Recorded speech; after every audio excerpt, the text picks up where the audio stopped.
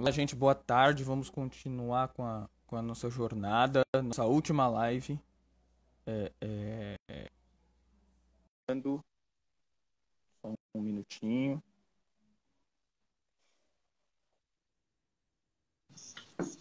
Oi, Olá, deu boa certo. tarde, Isabel. A gente está aqui com Boa, a Isabel querido. Cristina dos Reis. É, é, é um prazer, Isabel, já adiantando mediar a sua fala. A Isabel é doutora pela Unicamp e é professora na UFRB, na Universidade Federal do Recôncavo da Bahia. Ela vai falar aqui para a gente hoje o tema dos africanos livres na Bahia. Isabel, você vai ter 30 minutos de fala. Quando der uns 25 minutos, eu aviso para você. Tá certo. Aqui no meu relógio são 17h13. Você está me Isso, ouvindo aqui bem? também. Estou ouvindo bem, ouço bem. Então tá, eu vou tentar porque passa rápido. Eu quero dar boa tarde, né, a todas as pessoas que estão assistindo. Para mim também é um prazer estar aqui com vocês. Eu quero, sobretudo, agradecer ao Gustavo Bronze, que não só está mediando agora, como também me ajudou em várias coisas ao longo da semana para que eu pudesse estar aqui, porque eu nem Insta eu tinha, eu tive que fazer. E contei com a preciosa ajuda do meu sobrinho, a quem eu agradeço muito. Eu também quero agradecer ao Aderivaldo Santana e a Lucimar Felisberto, a Ana Flávia Magalhães. Na verdade, eu quero agradecer a todas as pessoas que fizeram, né, todo esse esforço para organizar essa atividade que começou ontem, está sendo assim, sensacional. E para mim é um prazer realmente muito grande estar aqui com vocês nessa atividade e também fazer parte desse grupo Historiadores e Historiadoras Negras, né, onde está sendo muito importante, né, as trocas que nós estamos fazendo. E eu quero agradecer por isso também. Eu vou falar sobre os africanos livres na Bahia, eu vou falar rápido, porque o tempo é curto. E eu quero dizer como foi que eu cheguei nesse tema, porque eu não sou uma historiadora, uma estudiosa do tráfico.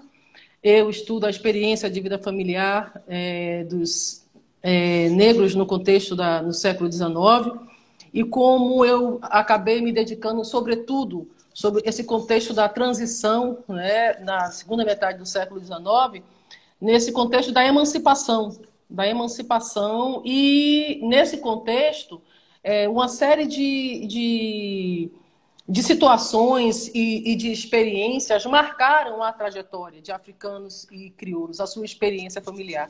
E como eu quis aprofundar nessa questão, eu acabei chegando nos africanos livres, porque eles fizeram parte desse momento e a trajetória desses sujeitos, elas acabaram sendo inseridas na história dos africanos no Brasil, sem que as pessoas levassem em consideração a especificidade da trajetória deles.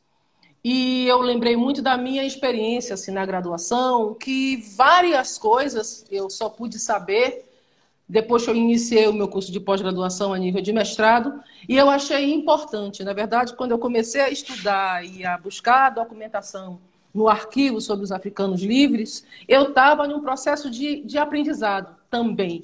E aí eu acabei construindo um capítulo da minha tese de doutorado que, pelo que eu me recordo, eu acho que é a experiência de vida familiar dos africanos livres na Bahia. E esse capítulo ele é bastante denso eu acabei dividindo já em 3 momentos. E se vocês tiverem interesse de ver um pouco do que eu estou falando aqui, nesse livro Escravidão e Cultura Afro-Brasileira, né, que foi editado em homenagem, né, ao nosso querido professor, mestre, o professor Robert Slens, tem um capítulo onde eu faço essa abordagem sobre os africanos livres. Então, os africanos livres vão entrar, né, na minha pesquisa, porque eu vou investigar e vou querer falar um pouco sobre a experiência de vida familiar deles.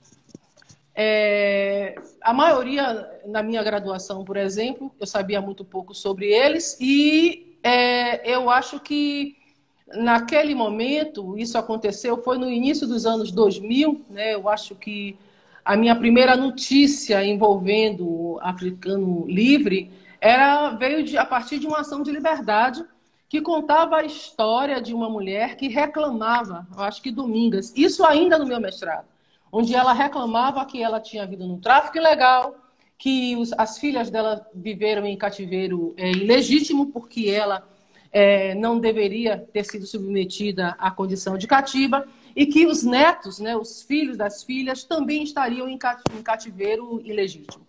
Aí foi a minha primeira experiência, mas eu usei essa ação de liberdade, que é uma coisa que só vai ser produzida a partir dos anos 1871, quando em um dos artigos da Lei do Ventre Livre é dado o direito ao cativo de entrar com ação de liberdade quando se achasse em cativeiro ilegítimo, apesar de ser, né, no momento bem posterior à emancipação dos africanos livres, foi muito importante perceber a riqueza dessa informação, da informação contida nessa documentação densa que foi a ação de liberdade, onde essa africana chamada Domingas contava a trajetória dela e lutava para que as suas filhas e suas netas ficassem livres do cativeiro. Ela já tinha conseguido a alforria dela e já tinha libertado um filho mais novo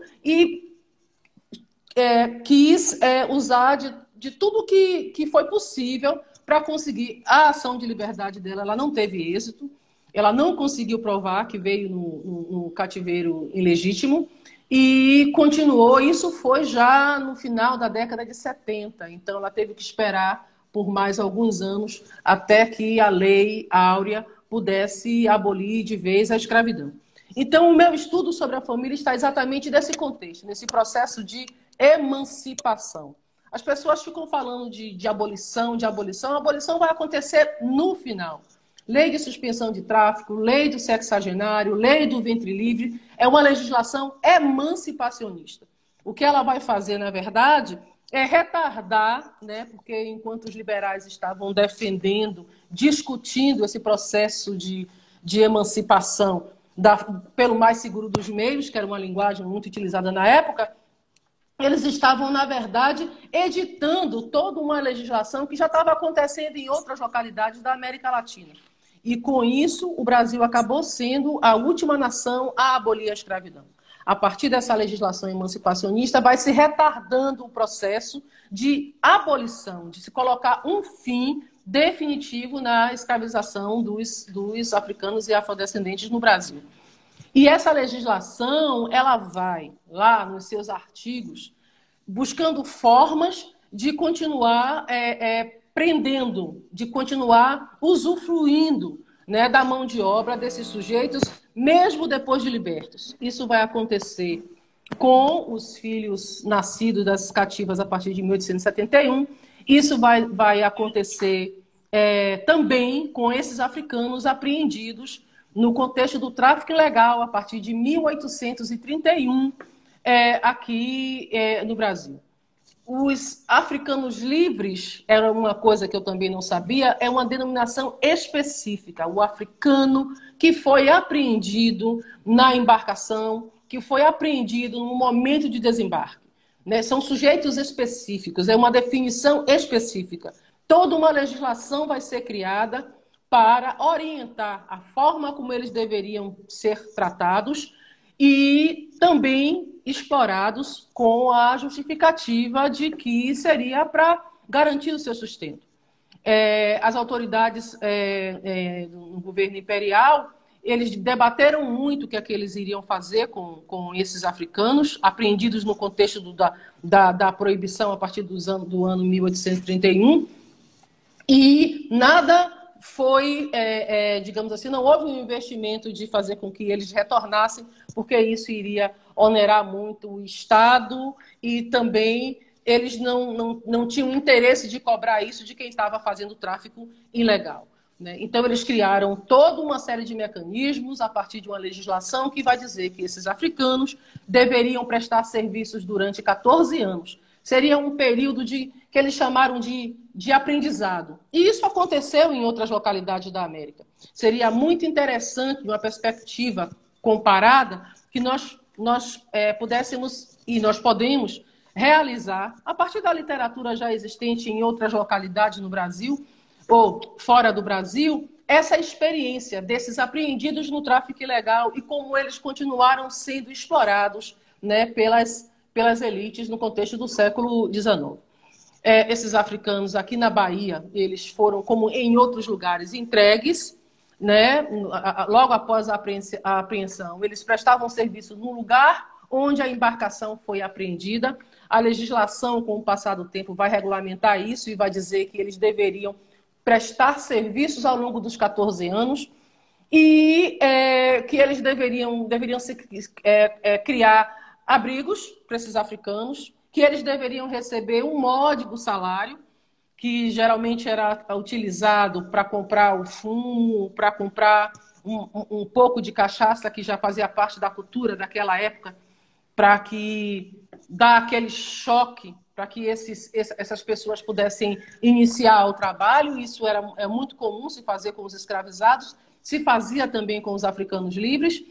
E aqueles que recebiam esses africanos tinham a obrigação de cuidar do abrigo e cuidar da alimentação e desse módico salário.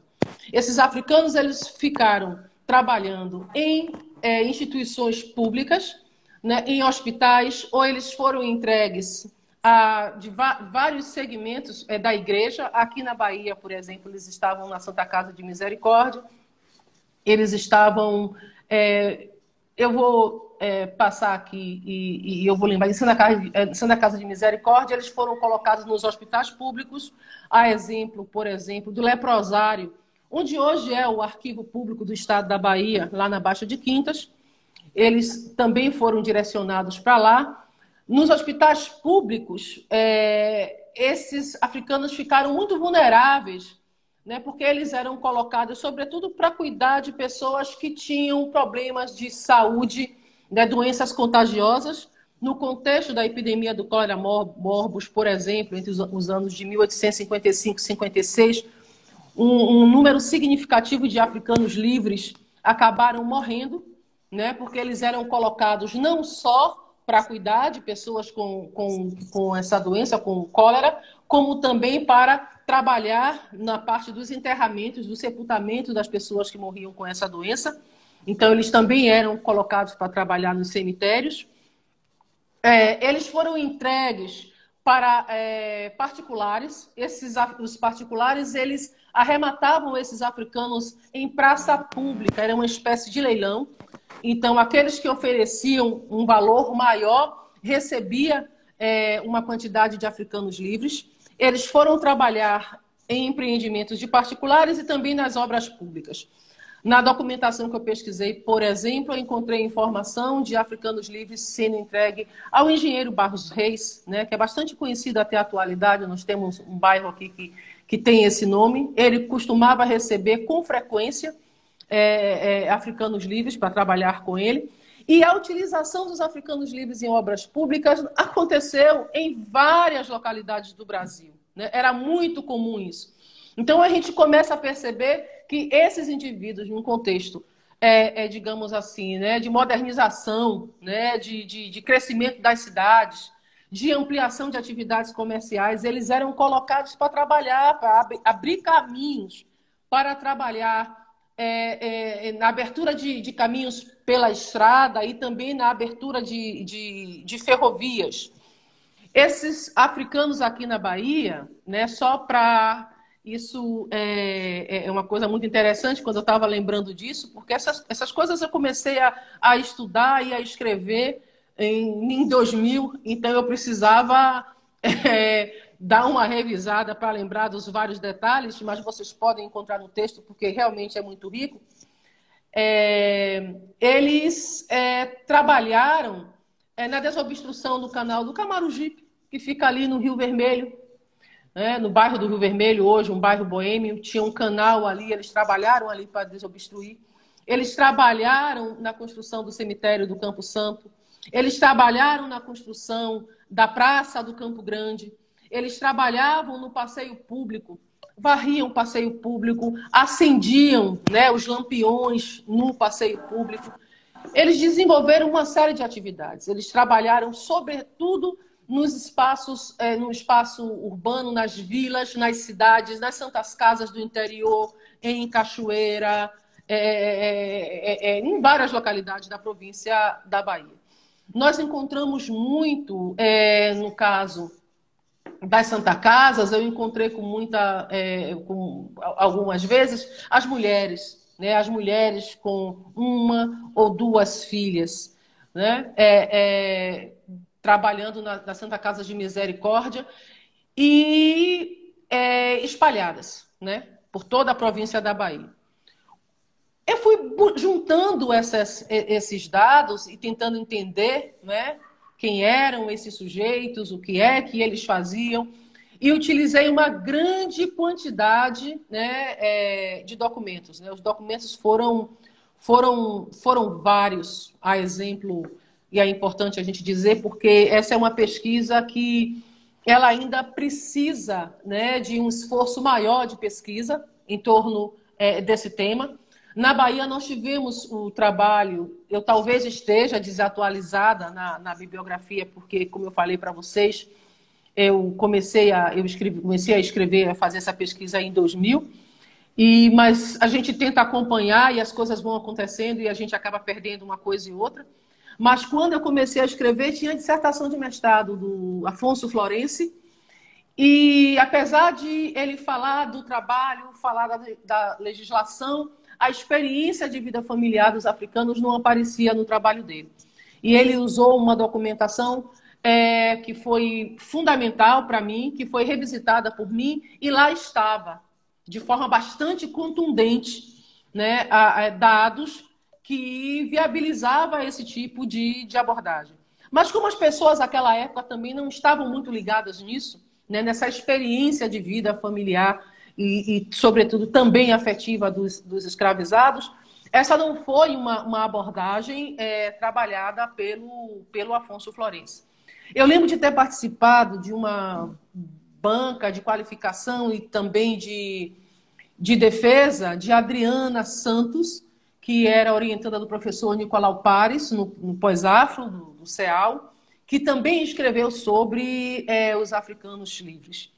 De lá para cá, eu não tenho tido notícia, mas eu acho que muito ainda se pode ser feito, porque a documentação era muito rica, eu usei aquilo que me possibilitava entender, né, esses sujeitos, e depois eu fui aprofundar sobre as informações que me ajudavam a pensar essa questão da família. A legislação sobre esses africanos, eu lembro de que um trabalho super importante era a principal referência que eu tinha, que era a Beatriz Galotti Mamgonian, que a tese dela naquela época ainda estava em inglês. Não é? Então, esse foi o trabalho, né, que super importante para mim naquele momento, no início dos anos 2000.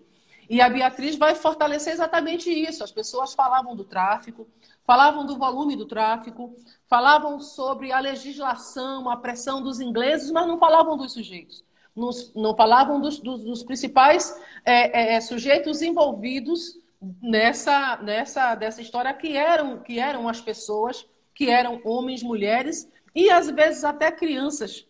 Porque eu já tive acesso à listagem de embarcações que foram apreendidas. E essas listagens é muito interessante porque acaba reunindo uma quantidade muito grande como sexo de informações. Uma quantidade muito grande de informações. Então, sexo, a idade, a nação, quer dizer, a origem, né? Mais ou menos aquela ideia de que mais ou menos de onde essas pessoas foram embarcadas. Depois vai dizer... né, esses africanos livres, eles são acompanhados ao longo da sua trajetória, porque eles só foram liberados, efetivamente, em 1864. E aí as autoridades públicas tomaram como parâmetro exatamente a Lei Eusébio de Queiroz, de 1850, que vai ser a primeira lei efetivamente brasileira, colocando um fim no tráfico transatlântico. Antes disso, já nos anos 1830 e alguma coisa, nós vamos encontrar petições, né, de pessoas que, sobretudo na década de 40, nos anos 50, denunciando ou era o africano livre requerendo a sua emancipação, porque eles não eram libertados. Tem uma série de terminologias que são específicas da experiência de vida familiar dos africanos livres, que só é de domínio de especialistas. Eles não foram alforriados, eles não foram libertados, eles foram emancipados. Os 14 anos, eles ficaram sob a tutela do governo que poderia passá-los para trabalhar durante 14 anos, né, para particulares. Então, essa emancipação vai vir em 1865 e aqui na Bahia, eu acredito que também em outros lugares, gerou uma documentação que foi muito importante, que foi um censo. As autoridades públicas aqui na Bahia começaram a organizar, a buscar, a tentar fazer um levantamento de onde estavam esses africanos que haviam sido entregues a particulares, que haviam sido entregues à igreja, que haviam sido entregues à Santa Casa de Misericórdia. E aí eles fizeram um censo que era chamado, a documentação é assim, Relação dos Africanos Livres existentes na província da Bahia. A datação é de 1861 até 1864. Quer dizer, eles pegaram a data, né, da Eusébio de Queiroz, de 1850, contaram dali 14 anos, de 1864. Em 61, eles começaram a tomar providências para poder fazer esse levantamento. Fica muito claro, e as pessoas que escreveram sobre isso sabem que muitas vezes os particulares, né, as pessoas que receberam esses africanos livres, soldaram documentos, colocaram no lugar, né, produziram documentação dizendo que o africano, o seu cativo que havia falecido, eles colocavam a informação de que havia sido o africano livre. Não é? Uma série de mecanismos foram utilizados.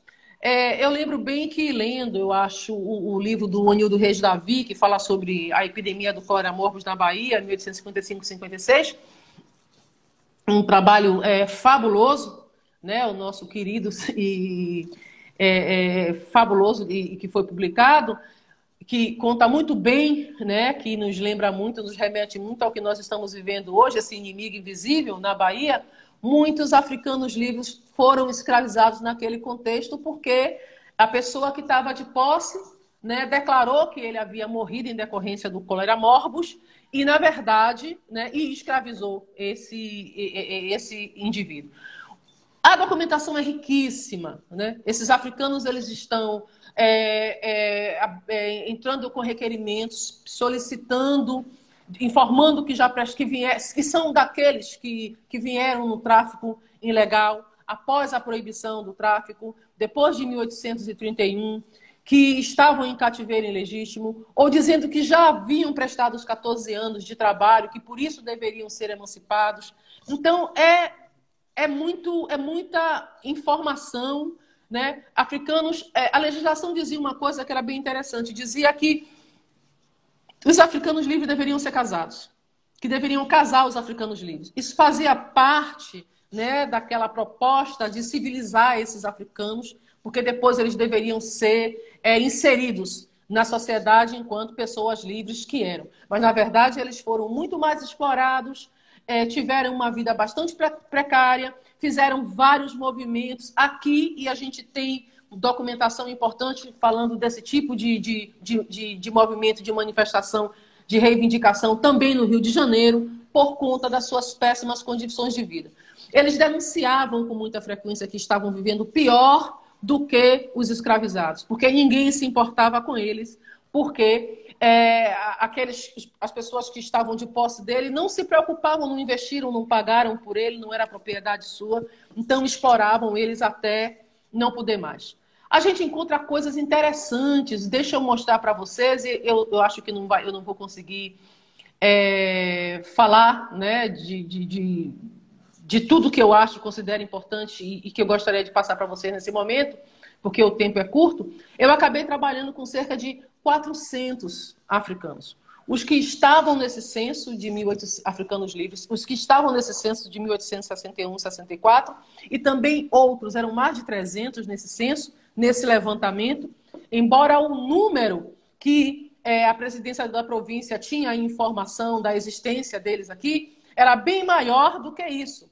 Mas nesse momento de fazer esse levantamento, eles não conseguiam encontrar e recebiam essa notícia, né, a informação de que havia falecido, etc.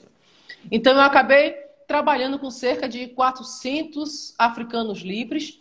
Tive um auxílio luxuoso, né, muito bacana, a professora Maria Inês Cortez de Oliveira, queridíssima, muita saudade dela, me passou uns registros que ela tinha, que me ajudou muito, porque eu segui um grupo, né? Porque esses africanos, eles recebiam uma espécie de numeração. E aí, quando você cruzava em outros documentos, em documentos da Santa Casa de Misericórdia de algum lugar, o documento do africano que estava na mão de um particular, estava lá o nome do africano, estava lá a numeração dele, a matrícula dele, então a gente conseguia identificar e ver que se tratava da mesma pessoa. Né? Então, se era casado, para quem ele foi cedido, né, para prestar serviço, qual era a ocupação, o que é que ele fazia, de onde ele veio. Essa era uma espécie de um dossiê sobre esses africanos livres. Só para vocês terem uma ideia, por exemplo, eu quero falar de informações bastante interessantes que eu encontrei, por exemplo, um demonstrativo, né, que eu encontrei, um demonstrativo dos africanos livres existentes na Bahia. Isso aí é uma outra documentação, que ela é de 1842. Né? Nesse levantamento, por exemplo, a presidência da província deixou registrado que havia sido apreendido no tráfico ilegal 133 africanos em 1835, 130 em 1837, 10 em 1838, 13 em 1839, 58 em 1841, totalizando em 1842, porque é um levantamento, né, de vários momentos. Esse levantamento dizia que em 1842, aqui na Bahia, tinha 342 africanos livres. Então, eu chamo a atenção para você que a maioria dos que vieram no tráfico ilegal entraram e foram tratados como escravos, né? Porque africano livre era só aquele que era apreendido no contexto do tráfico, mas a maioria entrou e foi escravizado. Né? Se vocês pegarem um texto do David... Sim. Os 5 minutos, tá? Faltam 5 minutos. Tá. Se vocês pegarem um texto do David Eltsen, né, que fala das importações de africanos escravizados para a Bahia, ele vai dizer que entre 1831 e 35 foram traficados 16.700 africanos ilegalmente. Entre 1836 e 40, 15.800. Entre 1841 e 45, 21.100. Entre 1846 e 50, 45 mil africanos foram importados para a Bahia ilegalmente. Então, quer dizer, os dados da presidência da província é bem menor, infinitamente menor, daquele registrado por estudiosos do tráfico transatlântico na atualidade. Mas as famílias dos africanos livres, eu acabei chegando em uma comunidade que vai se formar no extremo sul da Bahia, na região do rio Jequitinhonha, e eles foram enviados para essa localidade. E o mais interessante que eu faço toda uma trajetória para contar, né, falar sobre esses africanos livres na Bahia, para chegar na parte mais importante desse capítulo 3 da minha tese de mestrado, que está, em parte, publicado nesse livro Escravidão e Cultura Afro-Brasileira, que é essa comunidade de africanos livres que vai se formar na região do Jequitinhonha, e eles foram enviados para lá para trabalhar na desobstrução, né, dos afluentes do rio Jequitinhonha, porque para viabilizar num grande projeto, né, de implementar a navegação a vapor naquela localidade e de também abrir os caminhos por via terrestre que poderiam levar os comerciantes para negociar com Minas Gerais. Dentro do esforço, isso vai acontecer também com o Espírito, no Espírito Santo, tem um trabalho importante sobre o rio Mucuri, falando da utilização dos africanos livres nesse grande projeto de implementação a partir dos anos 1850 da navegação a vapor. Os africanos deveriam abrir os caminhos, deveriam viabilizar, desobstruir partes assim do litoral do Jequitinhonha, para que as embarcações pudessem passar, para que os comerciantes pudessem expandir as suas atividades. Lá eu encontrei 22 famílias nucleares, as mulheres com muitos filhos. Na cidade, as mulheres tinham tinha 1 ou 2 filhos. Lá no Jequitinhonha tinha mulheres com 3, 4, 5, tinha 2 famílias, eram 9 crianças. Uma quantidade significativa do nascimento de crianças. E é um volume muito grande de informação, falando sobre a presença desses africanos na região do Jequitinhonha ao longo da década de 1850, porque eles só vão sair de lá com a emancipação. E aí eles vão ser distribuídos para diferentes localidades. Alguns se dirigiram para uma localidade entre Santa Maria e São Francisco para trabalhar, gente, na construção da Escola de Agricultura da Bahia. Exatamente, a Escola de Agricultura da Bahia utilizou a mão de obra de africanos livres de construção, da edificação, da instalação, da implantação dessa escola. Os africanos livres, depois de 1865, uma parte foi enviada lá para a Baixa de Quintas, né, para o leprosário, onde hoje está o Arquivo Público do Estado da Bahia. Eles também foram enviados para o forte, lá no Morro de São Paulo. Também se utilizou na construção do forte a mão de obra, do forte de Morro de São Paulo, a mão de obra desses africanos livres. E é muito mais do que isso, né? Eu gostaria de falar, por exemplo, né, uma questão que é super importante, né, que de acordo com um edital da polícia da Bahia de 12 de janeiro de 1939, por exemplo, está lá a informação sobre os salários dos africanos livres, né, como eles estavam regulados. E eu vou falar rapidinho sobre isso, né? Por exemplo, os homens deveriam ganhar 30 mil réis, as mulheres 25 mil réis. Se as mulheres tivessem crias, né, tivessem filhos em idade de até 8 anos de idade, receberiam 20 mil réis. Os menores de 12 anos seriam dados pelo sustento e vestuário. Quer dizer, eles trabalhariam e não receberiam nada, porque eles estavam recebendo a comida e estavam recebendo a roupa, né? Então, entre 12 e os menores, deixa eu ver, falando rápido, eu acabo fazendo confusão. Os menores de 12.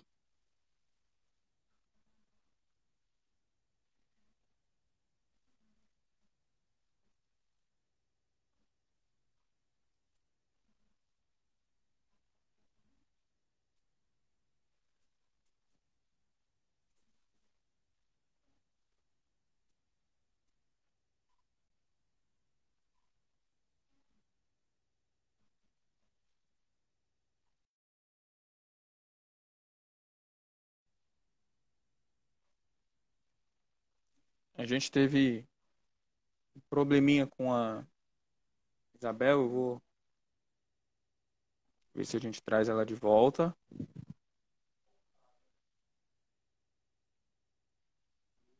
Só um minuto. Que ela acabou caindo.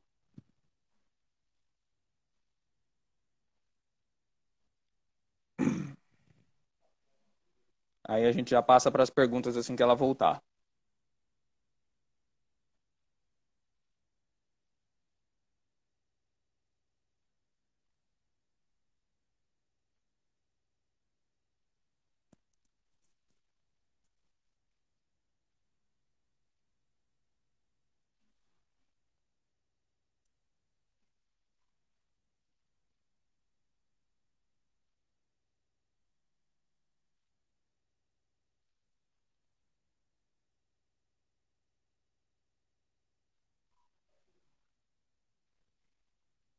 Só um minuto, gente.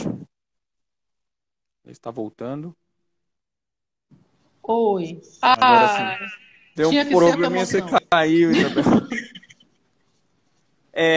A gente pode passar para as perguntas, então? Pode, mas eu só quero colocar que eu sei que as meninas, as minhas colegas também vão gostar Uhum. de saber disso, que havia uma diferença de gênero, né, que vai emergir da regulamentação dos salários a serem pagos para os africanos livres, visto que as mulheres elas recebiam 5 mil réis, né, a menos do que os homens, e aquelas que tinham os filhos menores de 8 anos de idade, ela tinha uma redução ainda maior de salário, de 10 mil réis, porque é, era a mulher que ficava responsável, que acompanhava, né, e que acabava pagando, né, pela existência dos filhos. Né? E tal procedimento, além de refletir uma depreciação da mão de obra feminina que era definida pelo mercado escravista, denota também a intencionalidade, né, em responsabilizar as mulheres pelo sustento de seus filhos menores, que ainda não estavam em condições de assumir uma rotina de trabalho e que, portanto, não colaboravam, né, para a sua subsistência como deveriam fazer, né, as crianças maiores de 12 anos de idade. Então, para as crianças com maiores de 12 anos de idade, foi definido o pagamento. Né? Os maiores de 12 e menores de 18 ganhavam 16 mil réis, né? Como eu já havia dito. Pois bem, eu abro para as perguntas e, na medida do possível, eu vou tentar acrescentar outras informações que eu gostaria de ter dito. Eu vou começar pela minha pergunta. Antes de eu fazer as perguntas, o Deri me lembrou aqui, já tinha anotado aqui, mas hoje tem uma entrevista que a professora Vlamira Albuquerque, que faz parte aqui da rede, né, Historiadores Negros, ela fará com o João José Reis, que é um historiador consagradíssimo, né, às 6h30, no evento do encontro inaugural da PPG da UFBA, da Federal da Bahia. Então, assim que a gente encerrar aqui, corram para lá, galera, porque a entrevista vai ser muito massa. Olhando aqui, eu já estou vendo, né? Com... Alguém falou assim, um salário menor para as mulheres negras. Quer dizer, vem de longe, né? Ainda, né? Vem de longe.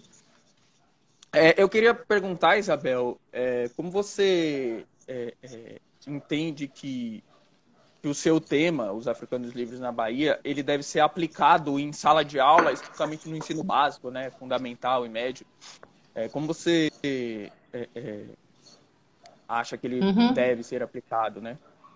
Olha, eu faço minhas as palavras, né, das minhas colegas, que essa pergunta vem sendo feita, né, desde ontem, mas aí eu não quero repetir o que já foi dito, eu concordo plenamente, a gente pensar essa questão da agência e da complexidade que foram essas relações. Para além de falar, a gente fica repetindo isso, mas foram muitas estratégias, né? Os projetos, as aspirações, aí é um mantra. No meu texto, isso é um mantra. Né? Quer dizer, uma literatura que nós tínhamos do passado que tirava a humanidade desses sujeitos. Se todo mundo soubesse um pouco dessa história, nós teríamos muito mais do que nos orgulhar. Quer dizer, nós não teríamos muito mais do que nos orgulhar desse nosso passado, vinculado a esse passado, apesar de tortuoso, as estratégias e a forma como, né, esses indivíduos, as agências, e como esses indivíduos, eles tentaram, né, lançar mão dos recursos disponíveis, né, para poder se livrar dessa situação e também ajudar pessoas que estavam próximas, sobretudo aqueles que faziam parte das suas famílias. Fossem essas famílias de sangue, como também a recriação desses vínculos de família a partir das comunidades religiosas de matriz africana, afro-brasileiras de matriz africana, ou então nas irmandades religiosas católicas, ou nos espaços de trabalho, né? A troca de solidariedade. São muitas informações. Eu gosto muito dos estudos de caso, né, que mostram essas estratégias e esse movimento. Né, que nós continuamos vivendo isso até os nossos dias. Na família, nós estamos sempre nos aquilombando, no bairro onde você mora, no bairro popular, com a vizinhança, são amigos que cresceu na infância e que a gente trata como se fossem irmãos. Os negros estão sempre reinventando. Eu acho que saber dessas histórias... E como é que isso tem que chegar na sala de aula?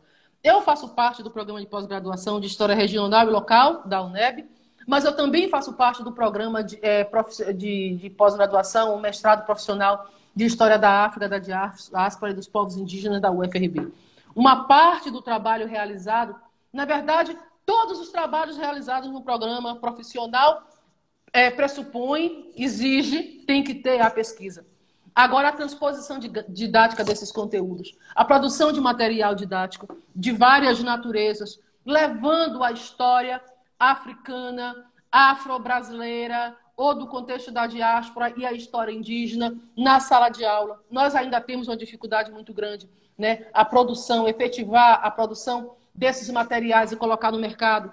Mas é uma iniciativa super importante. A formação de professores sobre esses conteúdos. Nós temos uma quantidade bastante importante de professores que já estão no mercado de trabalho há algum tempo, que têm interesse em ingressar no nosso programa de mestrado. Então, essas informações, essa história, a história de Domingas e muitas outras histórias, mostrando a agência desses sujeitos sendo transformadas em material didático. E até essas informações. Nós estamos aí, né, muito contentes, falando sobre essa questão do museu afro-brasileiro, né, da importância de nós termos um museu da história e da cultura afro-brasileira, que as nossas crianças possam visitar e possam ver esse projeto Salvador Escravista, que vai mostrar o quanto que a história africana e afrodescendente faz parte, né, do processo de construção de Salvador, da Bahia, do Brasil e em todos os lugares onde os africanos e os seus descendentes trabalharam de forma forçada e que viabilizou o acúmulo de capital na mão das elites. Não é? Foi assim que os grandes capitais, as grandes fortunas se formaram.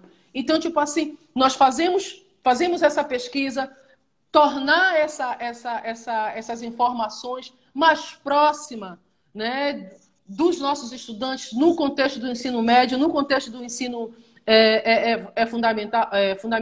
Isso é fundamental. Né? Eu acho que nós vivemos um retrocesso muito grande, né, mais recentemente, porque o pouco que foi investido nesse sentido, na publicação desses nossos trabalhos, né, de mestrado, de doutorado, na criação de cursos de formação continuada para os professores. Nós estamos vivendo um retrocesso porque o governo que nós temos agora não tem nenhum interesse em dar continuidade, em ampliar o volume da divulgação, né, dessas informações. Então, é super importante, né, que chegue na sala de aula e pode chegar através de vários tipos de materiais, né, através de vários tipos de recursos das novas tecnologias. E é isso que a gente quer, né? Que essas nossas pesquisas elas sejam transpostas, né, para uma linguagem, né, que seja acessível e que chegue na criança. Eu visitei, eu acho que várias pessoas aí já devem ter conhecido aquele Museu da História Afro-Americana, da História e da Cultura Afro-Americana de Detroit, uma coisa fabulosa. Onde a cada espaço do museu, com imagem, com cenografia, com sonorização, com um volume enorme de informação. O processo de aprendizado começa desde o pátio, onde as crianças, né, mais novas chegam e encontram uma série de brinquedos, de coisas lúdicas que remetem à história dos africanos dentro do próprio continente africano e também na Norte América.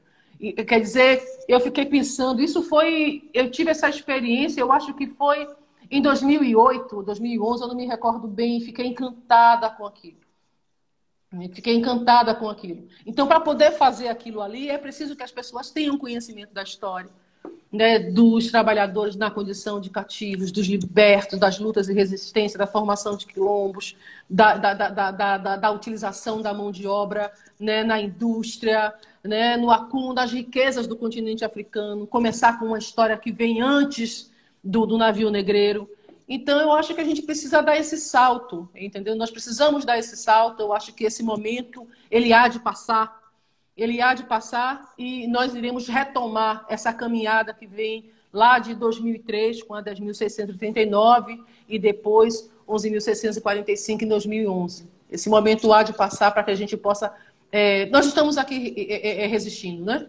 Nós estamos aqui resistindo e quando esse momento passar, a gente vai dar continuidade com mais força. Porque o que não nos destrói, nos fortalece, né? E nós estamos nos fortalecendo e é por isso que essa rede, né, teve esse aumento grande de pessoas de adesão. Quando a Ana Flávia me chamou, Isabel, vim aqui com a gente.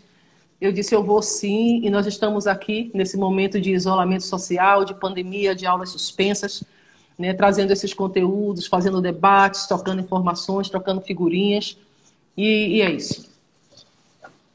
Eu não sei se respondi, mas eu falei, eu não quis repetir o que já havia sido dito. Muito bem. Eu costumo dizer que a gente está, no nosso contexto atual, a gente está no fundo do poço para ver se acha mais fundo, né? Porque a coisa está trágica mesmo, mas estamos aqui, né? Continuamos resistindo. Essa rede é um prazer fazer parte dela, a gente aprende muito, uma troca muito boa. Não tem muito, confesso para vocês, Isabel, que não tem muitas perguntas aqui do pessoal. Na verdade, o pessoal está agradecendo muito a aula que você acabou de nos dar. Tem muitos orientandos seus aqui. Meus alunos são os queridos, morro de saudade. Tem uma pergunta da Eles são muito... que é uma pergunta bem técnica, vamos dizer assim, mas bem fundamental para a gente entender. Ele pergunta qual que é a diferença do tutoriado pro alforriado. Olha bem, o africano livre, alguém ficou tomando conta dele durante aquele período. Deveria tomar conta dele ao longo de 14 anos. Ao longo desses 14 anos, juridicamente, ele não era escravo. Ele estava sob a tutela de alguém, que depois deveria devolvê-lo, né? Deveria usar o módico salário, né? Era realmente um módico salário. Eles reclamavam muito com relação a isso. O outro, ele falou, Liberto, foi... qual era a diferença entre tutoriado e alforriado? O alforriado foi escravo, é diferente. O africano livre, ele foi tratado como o pior que os escravizados. Mas eles não deveriam ser, eles eram livres. Porque eles foram apreendidos depois da proibição do tráfico transatlântico, do tráfico internacional. Eles entraram ilegalmente. E o governo não cuidou de mandá-los de volta. Quem iria pagar por isso? Houve muito debate com relação sobre essa questão. Então, por conta disso, o governo decidiu deixá-los aqui, explorá-los ao longo de 14 anos. Esses 14 anos, a justificativa era que eles deveriam aprender a língua, deveriam aprender a cultura, deveriam se civilizar, para então serem inseridos na sociedade como pessoas livres. O alforriado não. O alforriado, ele foi escravo, ele chegou, ele viveu na condição de cativo e ele conseguiu pagar pela alforria. Ele comprou a sua alforria ou por alguma razão, né, conseguiu essa alforria. Né? Então, há uma diferença. Nós temos o escravo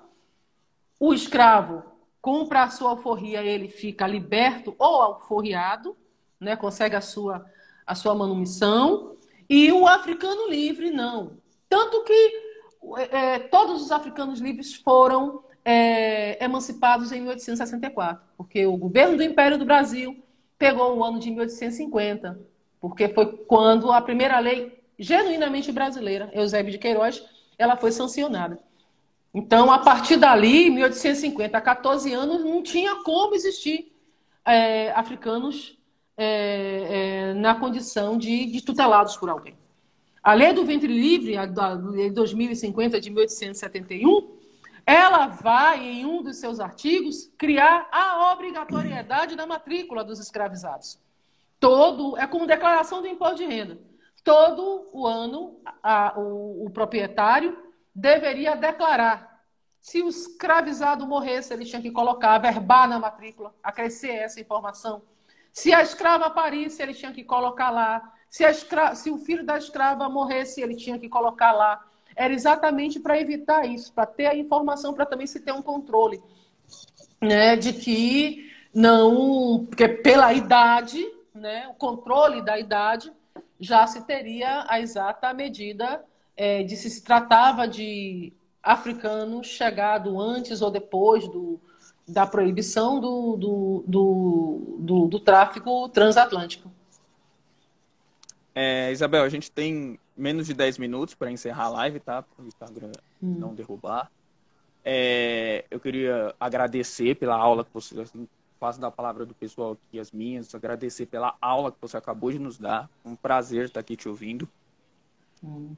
Aí eu vou pedir para você fazer as suas considerações finais e vou citar a pergunta da Ana Flávia Magalhães Pinto, que é nossa parceira aqui no HN, que ela pergunta se existem pesquisas que buscam acompanhar as famílias que você... essas famílias após o período que você pesquisou. Essa é a pergunta da Ana Flávia. Aí você encerra com ela. Certo. Olha, não é uma coisa fácil. Hoje nós já estamos bastante treinados nessa questão da ligação nominativa de fontes e de você buscar. Eu, por exemplo, eu fui até 1888. Eu não... a questão são as informações no documento. Essa documentação, não é? Onde você vai encontrar esses sujeitos, você sabe, né? O cotidiano, a experiência, o dia a dia, a resistência, uma documentação muito dispersa. E eu sei que todos nós aqui, nós gostamos muito de arquivo.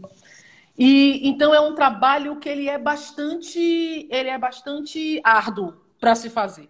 Olha, eu encontrei na década de 70, né, um casal de africanos livres que estava reclamando que o filho havia recrutado forçosamente. Era exatamente no contexto da Guerra do Paraguai. Eu acho que foi no final dos anos da década de 70. Ela estava reclamando isso. Foi no contexto do recrutamento forçado. E aí ela vai dizer que era daqueles que chegou depois da proibição do tráfico, que tinha... Aí vai juntar o documento de batismo, vai dizer quem eram os padrinhos. Então, eu já tinha tudo isso, porque era um casal que estava no Jequitinhonha ao longo dos anos 1850, que saiu de lá em 1865. E em 1869 eles estavam na freguesia da Sé.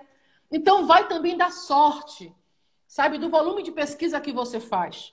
Não é todo mundo que você consegue. Eu consegui seguir, né, um número grande de africanos, os que foram para o Jequitinhonha, porque eu peguei desde a lista da apreensão do navio, uma grande quantidade em 1851, uma apreensão grande que foi feita na Pontinha em 1851. Então estava lá, eles estavam todos listados. E aí no censo de 1864, uma parte significativa deles estava lá e no censo tinha informação de que eles haviam sido apreendidos em 1851. E também tinha informação que estava na Santa Casa de Misericórdia de Cachoeira, ou de Salvador, ou de São Francisco, ou de Santa Amaro, que estava no leprosário na Baixa de Quintas. Então, tinha esses dados. E teve essa situação específica, particular, e que era os pais fazendo uma interlocução com a autoridade pública para dizer que o filho tinha moradia certa, não era uma pessoa... um vadio, um vagabundo, um sem família, né, que poderia ser pego. E o rapaz, aquela tinha 14 anos de idade. Então é quando a gente dá sorte, né? É um esforço. E eu ainda tenho muita coisa para fazer. Eu lembro que quando eu defendi a tese, esse capítulo eu transformei, que é o capítulo 3 da minha tese de doutorado, mas que acabou virando 3 outras publicações, né? Os Africanos Livres da Bahia, a experiência de vida familiar dos Africanos Livres e mais o resto que sobrou. Mas eu lembro do professor Flávio Gomes ter dito: você tem que fazer um livro com esse capítulo, e eu ainda estou fazendo, eu estou trabalhando, né? O meu querido aluno Vinícius Nikima me passou uma documentação que eu estava procurando desde 2000 e que a pessoa que eu fui no arquivo tentar, não viabilizou o acesso. Por mais que eu implorasse, por mais que eu tivesse sido gracinha, educada, a pessoa não deixou. E aí eu, conversando em orientação, eu falei para Vinícius sobre isso e ele estava nessa localidade, ele estava nesse acervo e a pessoa já não estava mais lá. Era uma pessoa que achava que era a dona do acervo, que trabalhava há muito tempo lá, mas os meus professores me disseram, não brigue com ninguém do arquivo. Então eu sabia, mas a pessoa não teve o que eu fizesse. E aí meu aluno conseguiu uma parte. Então tem várias coisas que eu ainda vou buscar para poder compor, porque é muito interessante. Então é possível você conseguir um ou outro personagem, se você encontrar mais informações sobre ele, que pode vir em uma ação de liberdade, que pode vir em um processo crime, que pode vir em uma, enfim, em outras fontes, e aí pelo nome. A grande dificuldade é a questão de se perder. Às vezes o pesquisador não presta muita atenção, que está lá, africano livre, não é africano liberto. Africano livre é africano livre. Você deve, pelo menos, problematizar. Será que se trata de africanos apreendidos no tráfico ilegal? E também eu acho que com o passar do tempo, aqui e ali, essa terminologia do livre pode ter sido descartada. É por isso que eles vão se perdendo. Mas não é impossível fazer trajetórias, não. É muito interessante quando a gente consegue fazer isso. Eu agradeço a audiência de vocês. Um beijo grande, grande e saudoso, né, para os meus queridos alunos. A gente vai voltar daqui a pouco. Vamos ter atividades, aulas, né, online.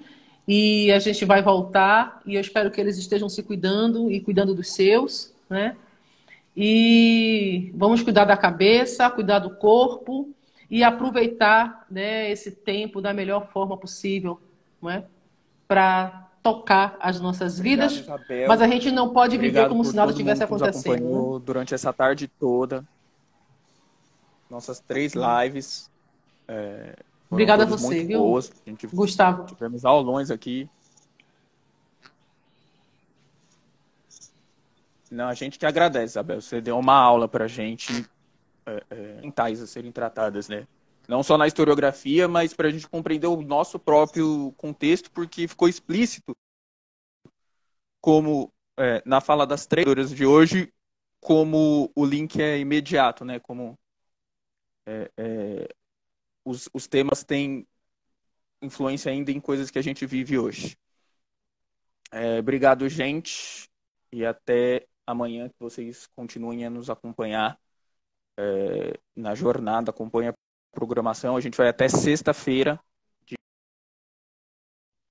com outros historiadores maravilhosos e outros mediadores tão maravilhosos quanto. A Isabel, infelizmente, caiu, mas como nós já estamos no encerramento, não tem problema.